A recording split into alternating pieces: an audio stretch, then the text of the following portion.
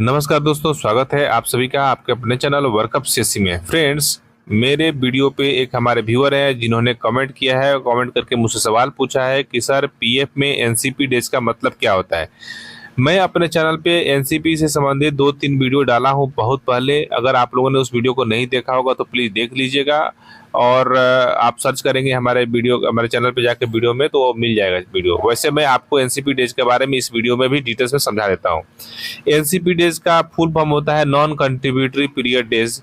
हिंदी में इसको गैर योगदान अवधि के दिन कहते हैं।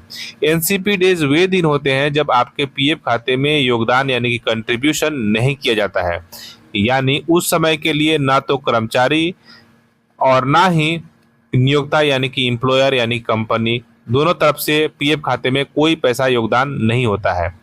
ये दिन क्यों बनते हैं? यदि कर्मचारी छुट्टी पर हो, बिना वेतन के अवकाश पे हो यानी कि छुट्टी पे हो, लीव विदाउट पे, अगर कर्मचारी की नौकरी से निलंबित कर दिया जाता है या फिर कुछ दिनों के लिए सस्पेंड कर दिया जाता है तो और उस दौरान पीएफ का योगदान नहीं होता है। यदि किसी महीने में कर्मचारी कम काम किए हो या नहीं किए हो, बिना वेतन के काम किए हो, वैसे पीरियड को, या नौकरी छोड़ने और नए कंपनी ज्वाइन करने के बीच में कोई गैप हो जाए, कोई अंतराल हो जाए, तो उस पीरियड को एनसीपी डेज कहते हैं। मान लेते हैं कि आपने 20 दिन का छुट्टी डालकर घर गए और घर पे कोई इमरजेंसी आ गया और 10 दिन और आप घर पे रह गए, तो कंपनी 20 दिन जो आपको अप्रूव्ड किया है लीव, उसका पैसा आपके खाते में जमा करता है और उस 20 दिन में जो आपका सैलरी बना है उसी सैलरी के हिसाब से 12% आपके पीएफ खाता में पैसा जमा होता है और कंपनी भी उतना ही कंट्रीब्यूशन आपके पीएफ खाता में करती है। ऐसे समय में जो आपका 10 दिन एब्सेंट है, उस 10 दिन एब्सेंट पीरियड का आपके पीएफ खाते में पैसा क्रेडिट नहीं होता है, जमा नहीं होता है।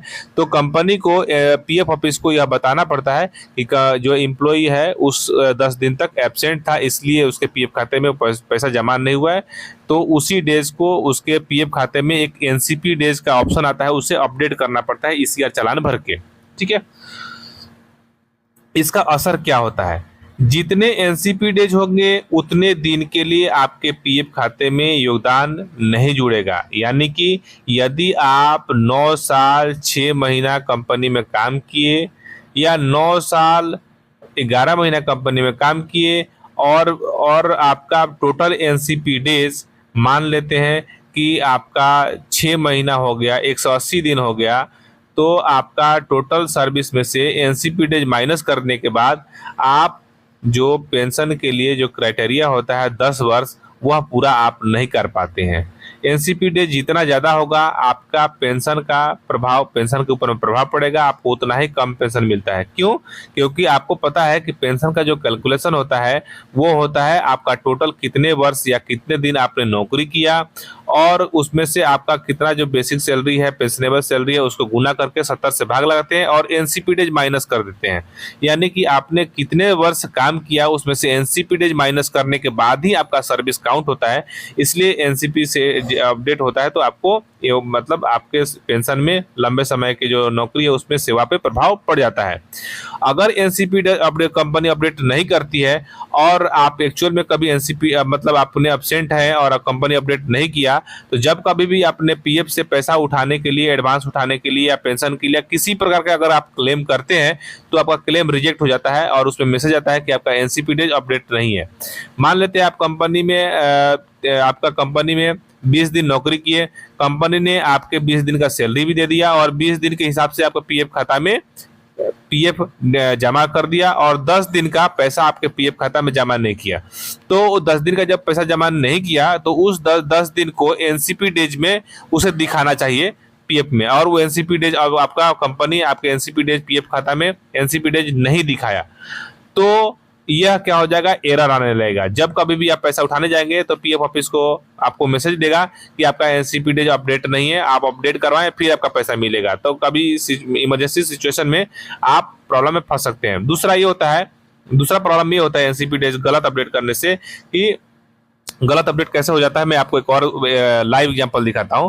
जैसे मान लीजिए आपने किसी एक कंपनी में काम किया और कंपनी में रिजाइन दिए, कंपनी ने आपका रिजाइन एक्सेप्ट नहीं किया और आपने रिजाइन देने के 10 दिन बाद आपने बी कंपनी में ज्वाइन कर लिया। तो वो कंपनी जब तक आपका रिजाइन एक्सेप्ट नहीं करेगा तब तक आपके पीएफ खाते में जीरो जीरो अमाउंट दिखाते रहेगा, चालान भरते रहेगा, जीरो जीरो अमाउंट दिखाते रहेगा और आपका सर्विस वहां पे दिखाते रहेगा, एनसीपी डेज बढ़ाते रहेगा, एनसीपी डेज बढ़ाते रहेगा, क्योंकि आपके खाते में पीएफ, आपके पीएफ खाते में ₹0 जमा कर रहा है। और जब पीएफ ऑफिस उस कंपनी से पूछ रहा है भाई इस एम्प्लॉय का आप ₹0 क्यों जमा कर रहे हैं, तो वह उतना दिन एनसीपी डेज दिखा देता है, बोलता है कि एब्सेंट है, इतना दिन एब्सेंट है। तो क्या होता है, आप किसी कंपनी में 5 साल काम किए और एक दूसरा कंपनी जो 5 साल एनसीपी डेज दिखा दिया, आपका इतना बड़ा तो होता नहीं है, मैं आपको उदाहरण के लिए समझा रहा हूँ। मान लीजिए कि किसी कंपनी इसी तरह से आपका पीएफ खाता को 7 महीना 8 महीना चालू रखा और एनसीपी डेज दिखाते रहा, तो क्या होगा, जब आप पेंशन का कैलकुलेशन करेंगे तो आपका जो टोटल सर्विस है ना, उस टोटल सर्विस में से एनसीपी डेज माइनस हो जाएगा, तो आपका सर्विस कम हो जाएगा। तो ये चीज का हमेशा ख्याल रखें कि जब कभी भी कंपनी छोड़ते हैं तो अपना फुल एंड फाइनल सेटलमेंट करा लें और उस पीएफ खाते को बंद करा के और उसका पैसा जो भी है फॉर्म 13 भर के अपने नए पीएफ खाते में पैसे को ट्रांसफर करा लें, उसको पेंडिंग ना छोड़ें। अगर पेंडिंग छोड़ेंगे तो कंपनी उसमें गड़बड़ भी कर देती है, कई लोगों के साथ ऐसा हुआ भी है। आप चाहें तो मैं आपको कभी दूसरे वीडियो में एग्जांपल भी दिखा भी दूंगा कि किस प्रकार से गड़बड़ किया है। अब आपके मन में एक सवाल आ रहा होगा कि अगर ऐसा इस प्रकार से गड़बड़ हो गया तो उसे सही कैसे कराएं। तो उसको सही कराने का 2 तरीका है। आप कंपनी में बात करके भी इसको सही करा सकते हैं, आप जिस कंपनी को में जॉब छोड़ के आए हैं उस कंपनी में बात करके इसको सही करा सकते हैं। तो अगर आपका कंपनी वो सही नहीं कर रहा है तो आप अपने रीजनल ऑफिस में अपना जो है क्लियरेंस सर्टिफिकेट, आपका रिजाइन लेटर, आपका नो ड्यूज और आपका अटेंडेंस, कुछ भी डाटा है, या पेमेंट स्लिप है, आपका लास्ट पेमेंट स्लिप या अटेंडेंस रिकॉर्ड है, वो इसका जेरॉक्स कॉपी सपोर्टिंग डाटा लेके अगर आप पीएफ ऑफिस में जमा करेंगे तो आपका ये करेक्शन हो जाता है। कई लोगों के साथ ऐसा हुआ था और करेक्शन भी हो गया।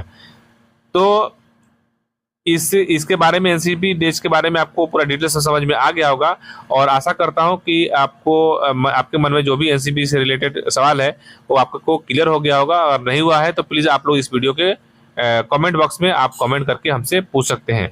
तो पूरा वीडियो देखा आप लोगों ने, इसके लिए आप सभी को बहुत बहुत धन्यवाद।